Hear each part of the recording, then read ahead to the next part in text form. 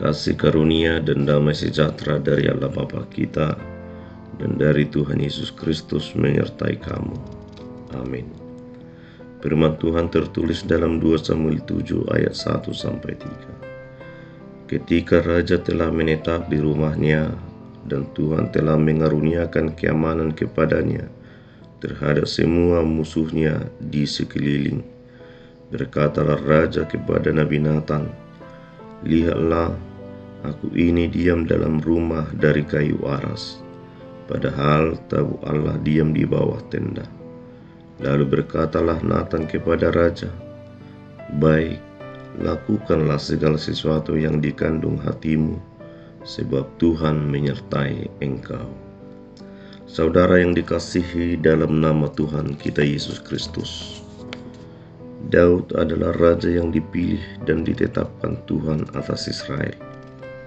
Ia datang dari pekerjaan gembala domba. Ia begitu dikasihi Tuhan karena ketaatannya. Raja Daud pemimpin yang gagah, berani, dan bijaksana, menikmati masa pemerintahan yang penuh kejayaan. Kemenangan demi kemenangan mengantarkannya pada puncak kemakmuran dan kedamaian. Di tengah limpahan berkat ini, Daud bergerak oleh rasa syukur yang mendalam kepada Tuhan. Dia ingin memuliakan Sang Pencipta dengan cara yang istimewa, sebuah persembahan terindah yang mencerminkan rasa cintanya.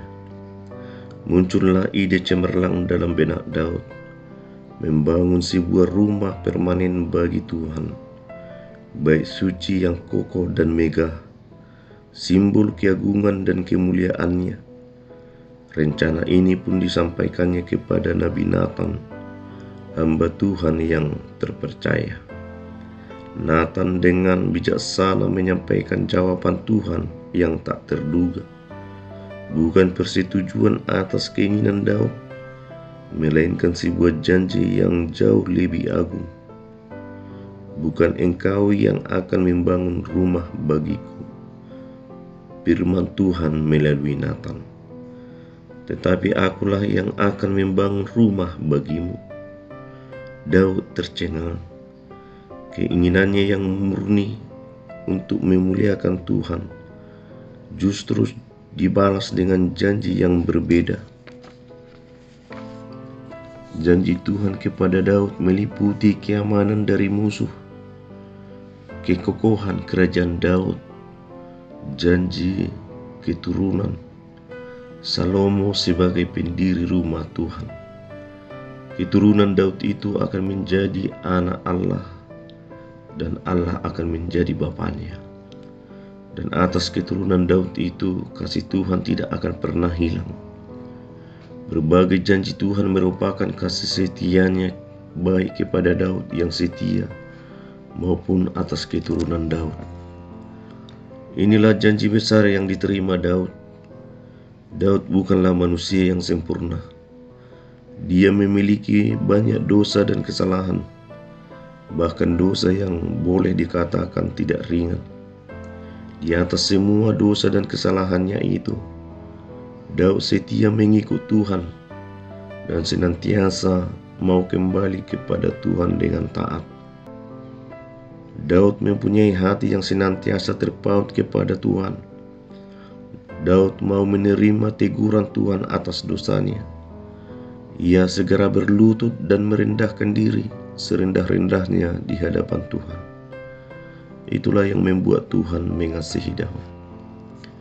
Tuhan berjanji untuk selalu menyertai Daud dan keturunannya, dan Dia akan membangun rumah yang kekal bagi Daud, bukan melalui tangan manusia, melainkan melalui Mesias yang akan datang. Janji Tuhan ini membawa makna yang mendalam.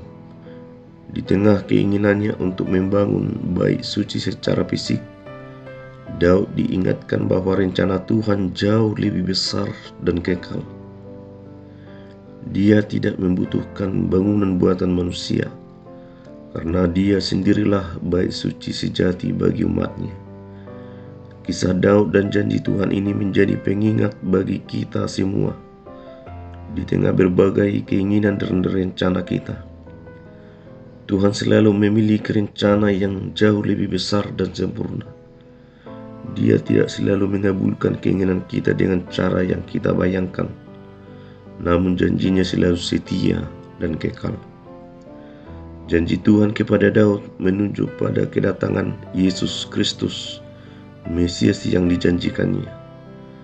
Dia adalah juru selamat yang membawa pengampunan dosa, pemulihan hubungan dengan Allah, dan kehidupan kekal.